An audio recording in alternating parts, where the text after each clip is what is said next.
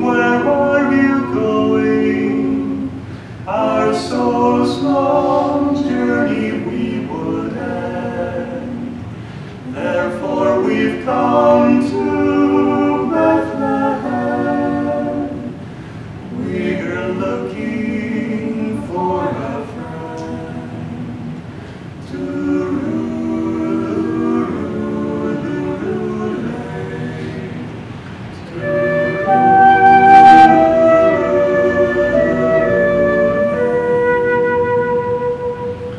Good people, let me come with you.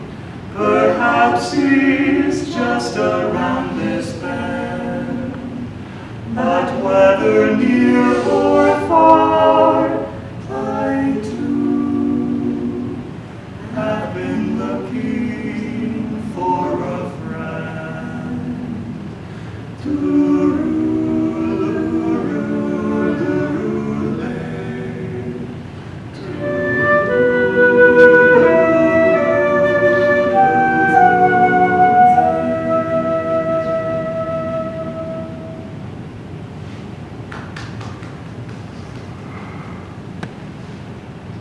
Good morning again.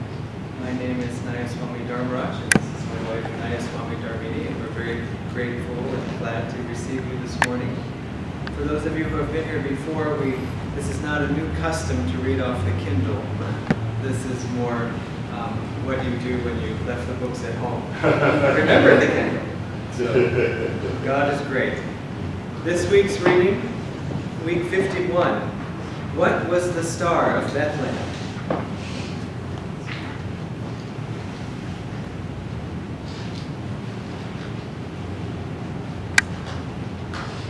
Truth is one and eternal.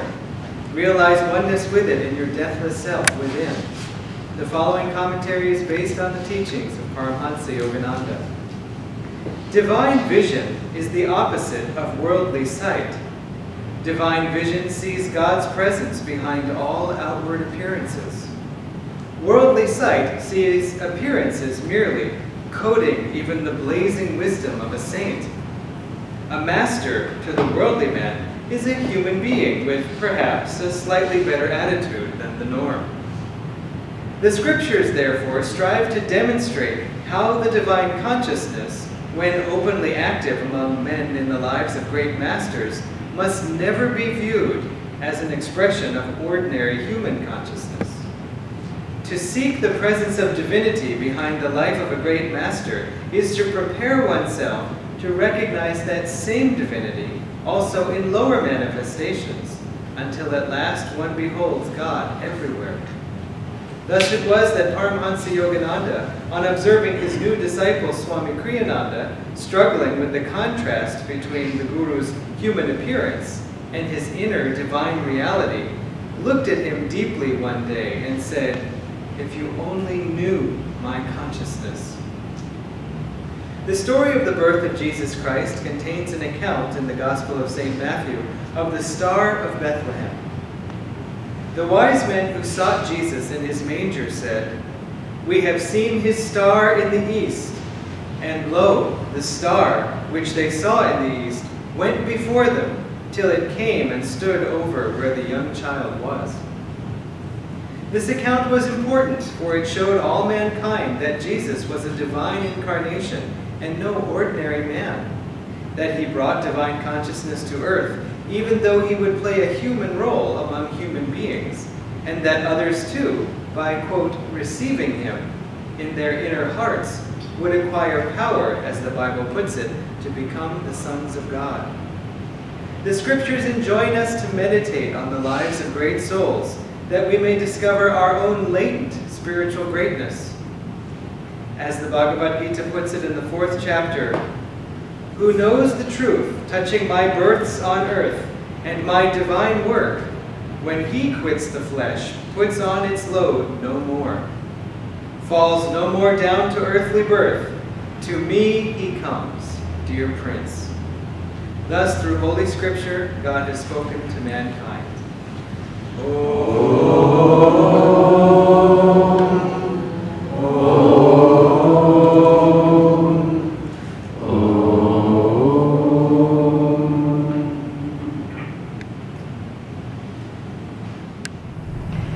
everyone. My name's Dharmini, and I'm glad you're here.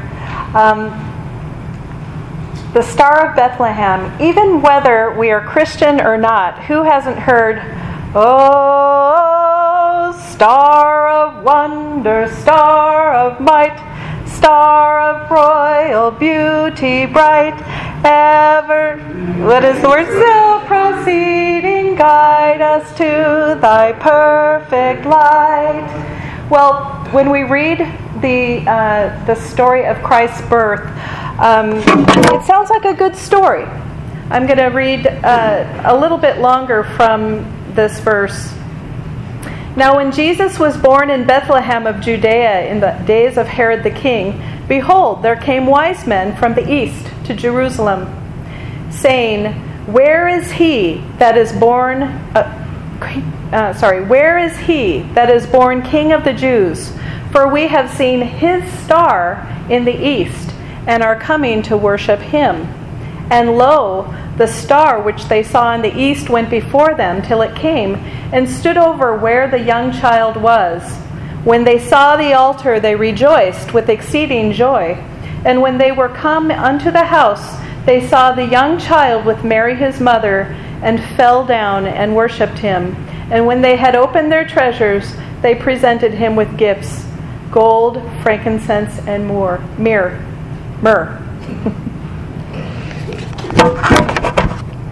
From the outside, looking from in out, that's a really beautiful story. A young child who was born an avatar, who had great masters come to visit him from the east. That in itself is a beautiful story. But Yogananda taught the inner story of the Bible. If anybody's read Revelations of Christ, he goes through all of the verses that Yogananda taught and taught the inner meaning of it. And so we have this star in the east. And in the Bible, the Hebrew itself says, I don't know about Aramaic, I'm sure that's similar, but the Hebrew talks about star in the east, talks about kadem as the east, meaning the forehead, and meaning that which is before us, and often it's used in the Bible to mean the forehead.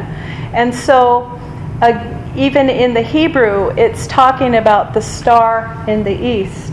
And those of us who know about the spiritual eye know that when we close our eyes, there's a possibility of seeing the spiritual eye. Often in India, we'd say, now close your eyes, and you might be able to see a faint light. And then someone would say, what's that blue? Someone else would say, what's the yellow? Someone else would say, what's that star that I'm seeing? And we'd be, okay, great, the spiritual eye is seen. Swamiji was saying in this reading that when we meditate very deeply, we're able to perceive this spiritual eye. And Yogananda taught that this was a universal thing. Whereas if your religion is Christian or Muslim, whatever, you may see when you die the saint of your choice. So perhaps if you're Christian and you die, you might be able to be in contact with Jesus, and the Muslims with Allah. Well, he said with the spiritual eye, it's not that way. It's not that we get to choose the colors or decide what we're going to see with the spiritual eye, that it's actually a physical characteristic that we see. And in fact, that it's a reflection of the medulla oblongata up here. Yogananda taught that the energy of the body comes in through the medulla oblongata, and that reflects up into our spiritual eye. Anytime we see that light, we're touching God. It's a very precious thing, and when your heart is open and you see that light, you feel that connection with God. If the heart's closed, it's hard to perceive it. And this reading today is about inner perception. Inner perception is very important to have with the heart open, with the intuition running. With the spiritual eye up here, we can feel great bliss when we're meditating. And when we magnetize this point here, the energy from all the chakras rushes up and comes to this point. When we meditate here at Ananda, we're always talking about focusing at the point between the eyebrows. That's so that we can create a magnet up here that's drawing the Kundalini up. And we're very blessed to have the practice of Kriya Yoga, which, you know, most yogic religions talk about having the Kundalini go up. Some paths will force that Kundalini up. They'll do techniques that pound on the coccyx or do things that make that Kundalini forced up. What Kriya Yoga actually does is it takes the astral spine that we all have that we can't see, that parallels our own spine that we have inside, physical spine. It creates it allows the astral spine to slowly but surely open and allow the Kundalini to go through. That's what our whole purpose is when we're practicing Kriya Yoga. We're allowing the Kundalini to go through, and the more we meditate, the more that astral spine gets larger and larger until sooner or later, hopefully, all the Kundalini can go up and unite with the spiritual eye, and we can attain Sabhikalpa and Nirvikalpa Samadhi. So all of these little facts are very much about a universal truth, a astral anatomy that works for each one of us, whether we can see it or perceive it or not. And when we close our eyes and see just a touch, sometimes you'll see a little bit of blue, sometimes you'll see a little bit of yellow, sometimes you'll see the star, sometimes you'll just see white light. And when that white light is so bright, sometimes it's even hard to go to sleep, because it's as if when you close your eyes, someone's turned on the light in your head, and you can't even sleep because that light is so bright. And that's what we want. When those things happen, be grateful to God that He's come to you in order for you to have an experience. Now, some of us are not able to perceive visually with things and can hear better. In that case, maybe we hear the sound of Om. Again, when we meditate very deeply, calmly, and still, we can hear the sound of Om. It starts out as a sound in the right ear, and then it can take over the whole body with a vibration. We can hear that. Some people who practice a certain mudra during Kriya Yoga, it's called Khechari Mudra. During that mudra, perhaps they can't see, perhaps they don't have the ability to hear things, but they can taste a divine nectar in the back of the throat. That happens also. So all of the senses become internalized. Rather than seeing outwardly, we see inwardly. Rather than hearing, we hear inside. Rather than tasting outwardly, we're tasting inside. All of those experiences satisfy our senses to the nth degree. And once we've tasted that, once we've had that experience of God, nothing else can make us feel better. We can walk around. Usually the only time we really misbehave in life is when we want love and acceptance, and we don't know how to get it in a healthy way. And we go around and we try and get it from other people, but really the only way we can get that is from inside. There's no way we can have other people do what we want, the way that we want, so that we are finally satisfied. We have to go inward. We have to really feel that God is satisfying all those needs. And when that happens, when we feel that, then we're able to give and radiate out God's love. And then we're not walking around half broken, looking for people to fulfill the hole inside of our hearts. Instead, our hearts are comforted and cured. And instead, we then give to others. Then we become radiating lights.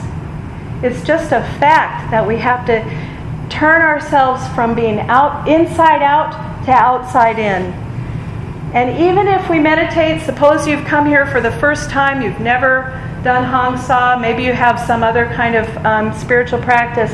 Even if we start practicing our meditation 5 minutes a day, even 10 minutes a day, or 5 minutes 3 times a day, that energy is going to become internalized even more. And slowly but surely, if we ask God to heal our heart, to heal our wounds, then that will happen, and we'll be able to again be that radiating light. The other part of this reading is about having the ability to see the divine, to have the intuition to see the divine in things. And one other thing about the spiritual eye. This is a really fun story before I go into the divine perception, although it is related. There's a glass that looks like the spiritual eye in Ananda Assisi. And the way they had that made was they went to Murano, which is a place where famous glass makers are. And they just happened to find a random man, and they explained to him what they wanted to see. And he said, "I've been seeing that my whole life. What is that?" And so then they explained about what the divine light, the inner perception, the perceiving the divine, and he was just thrilled. He was a Christian, but he was just totally thrilled and full of devotion in his own religion because of it. Doesn't matter whether you're yogic, Catholic, Jewish, whatever, you may see that spiritual eye.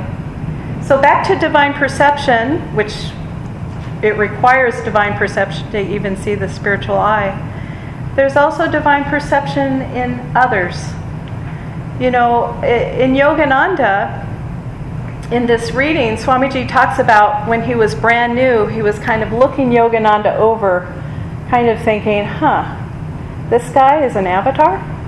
You know, I see him eating and drinking and interacting with, not drinking alcohol, but eating and interacting with people, maybe drinking chai. He looks pretty normal to me. And then suddenly Yogananda very seriously looked at him, you know, if you only knew my consciousness. So, you know, we all come to the spiritual path at whatever level we are. It just is. And we all come with whatever our ability to perceive is. Maybe we have a lot of intuition when we come. Maybe we don't, but we can develop it. And so we come, we look around at each other, and we say, oh, well, that person bugs me, and that person has a personality disorder, and that person, you know, whatever it is. And we're looking outside ourselves. That's what we're doing. We come, we see this group of people. Okay, let me start. I'm going to start improving everybody. And it's what we want to do, though, in order to have divine perception. Suppose there's someone bugging you. Doesn't have to be in this room. It can be in the office. Meditate on them. Meditate on their soul. Feel what their soul is calling to do. Open your own heart and feel what is the essence of that other person. When I was going to say graduated, when I quit engineering and started working for Ananda, I worked for East West Bookshop in Palo Alto. I don't know, about a year after I joined Ananda. And I went from, you know, engineering to unpacking books. And it was a very nice transition, actually, in my mind. And there was a woman at the store who had been on the path a long time, but she was really nitpicky. She was nitpicky, she was training me, and she was telling me exactly how she wanted everything done. And my engineering mind, who liked to, well, I got to design computer chips, and I got to design things like, why do I have to follow what she's telling me to do, every little way that she's telling me? And if you didn't, she'd get very nervous and flustered. And so probably for a week I was really irritated, like, oh my God, here comes the training session, What am I going to do? And so then I thought, I had one little interaction with her, though, that kind of clicked and made me go, I'm going to meditate on her and try and really tune in to what's really going on here. Why is it that I'm in this situation? What do I have to learn? But also, what can I tune into her? How can I better love her? Look, she's my guru bai. How can I better love her? And so I meditated on her, and I visualized, I saw something come to my mind. I saw her, and I saw a very thin crust around her, and that was her personality. And inside was her beautiful soul. And in fact, through that divine perception, I really felt like, wow, she's a great soul. I mean, I was meditating on her. I felt her spiritual greatness. And from that day on, I really tried to be her friend more and more. Not just because, oh, a great soul, but just in general. We're all great souls. That's the point. To even walk in this door, to want God, that takes a great soul.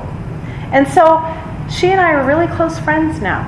And when I see her being that nitpicky and nervous, I just think, that's fine. That's just her. It doesn't have anything to do with me. It's just her with her little bit of personality left. By the time we're free, we are so much light that the personality cloak that we put on, it's very thin. These personalities we've had, if we've been meditating for years and years, it's very thin. And that's why we should love each one of us for our soul. Everybody who walks in this door and then at the ashram that door, they were attracted to this path for a reason. They were drawn to Master, and so they're Master's child. And that means we're all Master's children together, whether we're like really socially awkward and trip over ourselves around people, or whether we're calm and cool and yet deceptive with others. I mean, we all have faults, no matter what it is, but we all have greatness. There was a man, I don't remember the whole story, but there was a man in Master's organization that had palsy. And Master said he was going to be free. And so here he was, taking the collection, and people going, oh my God, what's someone going to think when this man's taking collection? No big deal. He's a great soul. And so even at work, where we're not in the safe environment of Ananda, where we can kind of be ourselves more and understand reincarnation together and understand past lives and understand, even at work, we can try and tune into the soul. What is that person here for? What are they trying to do? And we can get outside of ourselves and our own judgments and really tune in to what's going on with that other person and really try and understand. Aren't we here to grow spiritually? Are we here to make the physical plane perfect? Or are we here to grow spiritually? I'd like to vote for the spiritual part, since the perfection part is a little bit impossible. We can keep trying, but I've yet to see the physical plane get perfected. And when it has, I've seen it blow up. All you need is one person, there, I finally got it perfect. And then one person comes in who's a difficult personality. I hate all of this. And it's like, fine, it's okay. I feel very blessed to be here. I feel very blessed to share this path with all of you. And, Dharmaraj and I have been here for a little over a year, and it takes time to learn how to be a leader even in this position. Ananda has very few of these positions. There's only 9. Most of us, at most, are in charge of a project or a meditation group or something like that, or the publishing business or whatever. It takes time to learn how to do what Swamiji asked Dharmaraj and I to do. But I encourage any of you who need to talk to us about anything to please come and work it out. We can work it out. We're a congregation and we're growing. That's the nice thing. More and more beautiful souls are coming to this church. And all of us who are here are going to set the tone for when new people come in. In South Bay, Ananda South Bay, we have already a pretty established congregation. They're all friends with each other and they know about each other's lives, and there's all these children that run around, and it's a very kind of established church already.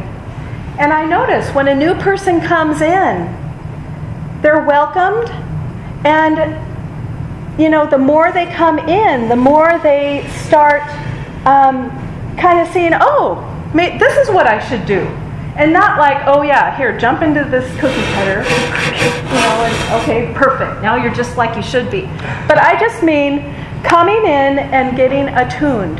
Coming in and seeing, wow, okay, oh, I can learn to meditate. Great. I can come to these satsangs. I can go to classes. And wow, look at that person. I just saw that interaction, and that person was so centered during that interaction. I wish I were like that.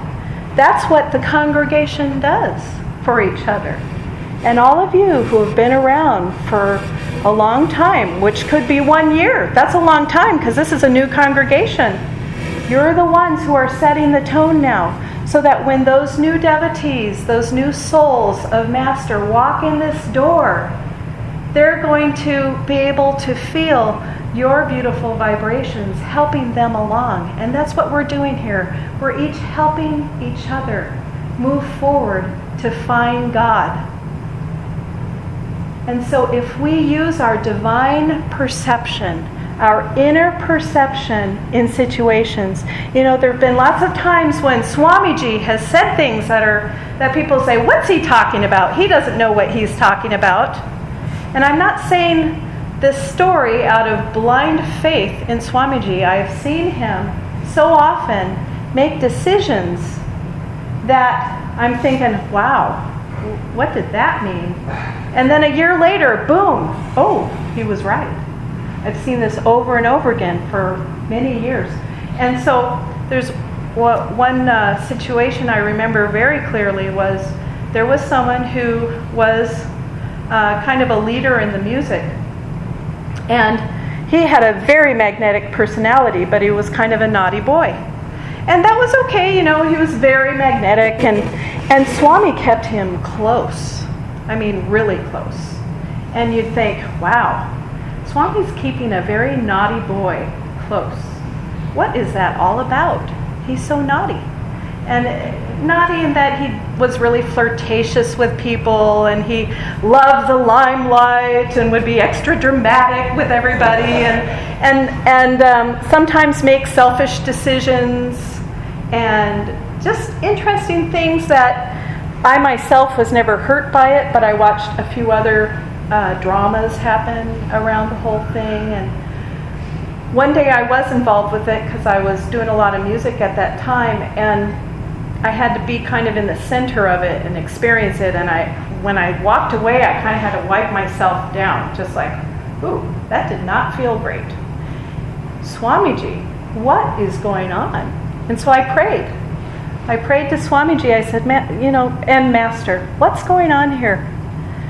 Why is it that you're keeping this person so close to you, and yet what's going on? I could not understand. And I suddenly heard, I love him, and I need to help him. And so then I thought, oh, okay, well, that's interesting. And it changed my perspective of the situation. I thought, okay, this guy needs help. First, I had to kind of trust that the intuition that came to me could possibly be right. So I watched. And sure enough, a few years later, this man did a few things that were not like huge sins, but they were pretty embarrassing when he was found out, caught. And rather than just all the people, all the Ananda people around him, all they wanted was for him to kind of just don't do those things anymore. You know, work on healing yourself and don't do those things anymore, and it's okay. But what he took it as is, oh my God, and he got really mad and he left, and people were talking to him and trying to help him out, and he just left. And Swamiji was heartbroken and very sad for him. Very sad that this man was a great soul. Like I said, we're all great souls.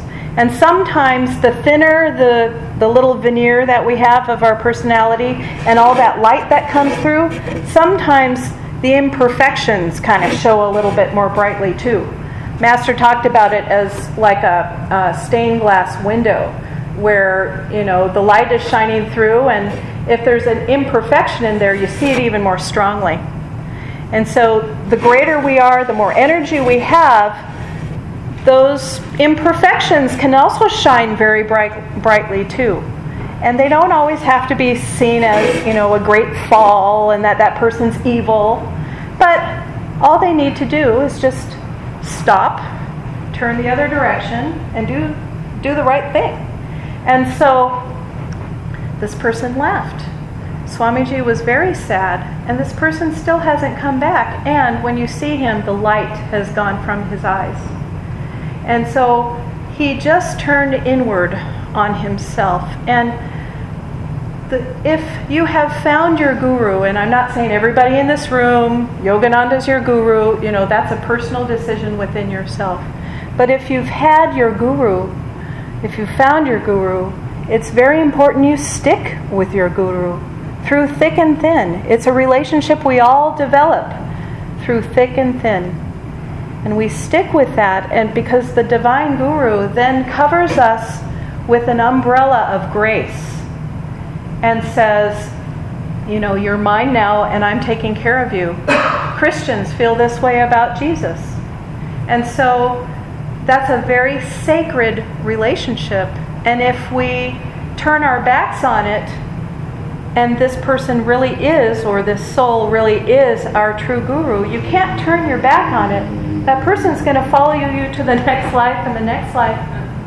Because when we get to this point where we want God, we're at the base of the mountain. If we don't want God, we're living in the city and we're doing all these fun things, and I went to 10 movies yesterday and, you know, all that kind of stuff. If we're at the base of the mountain, then we know my spiritual practice is the most important thing I can do in my life. All the other things are important. I need to be practical. I need to do all these other things, but my spiritual practice is the most important thing. Why? We have that connection with the guru, and we've made that vow to practice our practices. And so when we have this sacred connection, we don't want to turn our backs on it. And that's the other part of the divine perception, is when we can perceive our guru. Those three wise men perceived Christ as the avatar. And then we have the story of Judas, who Master said, Yogananda said Judas suffered for about 2,000 years after he did the betrayal of Christ. But he also said Judas should not have hung himself. He said it took a great soul to attract coming to Christ. It took great karma to come to Christ as his disciple. And that he should not have done the self-life negating thing that he did by hanging himself. Instead, Yogananda said, very interestingly, he should have gone to a cave in the Himalayas and meditated for the rest of his life to kind of clear out the karma of the transgression of turning on his guru. Happens every day. People turn on their guru, but there is, you know, a consequence. Let's put it that way.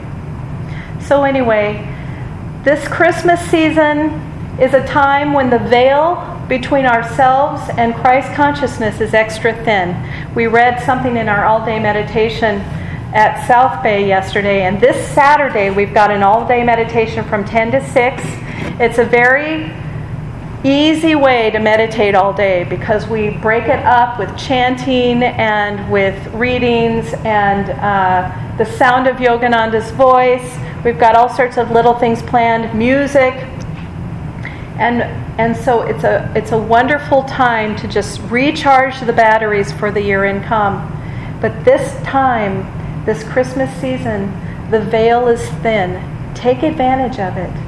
Take advantage of meditating more deeply because there is a spiritual power available that will allow us to go deeper than we usually can during this time where there's the veil.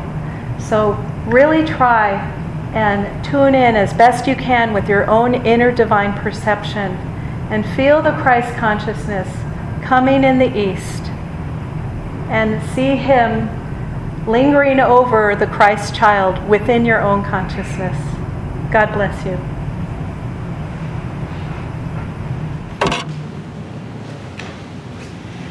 Then 3 wise men came from afar, guided by the heavenly star. Christ the light of God had descended, that receiving Him all might be saved. Thus the promise of God was maintained. Thus all true souls were called to the light, that their darkness be lifted, that their hearts be made whole. When Mary's babe smiled, He conveyed truth and grace, that their darkness be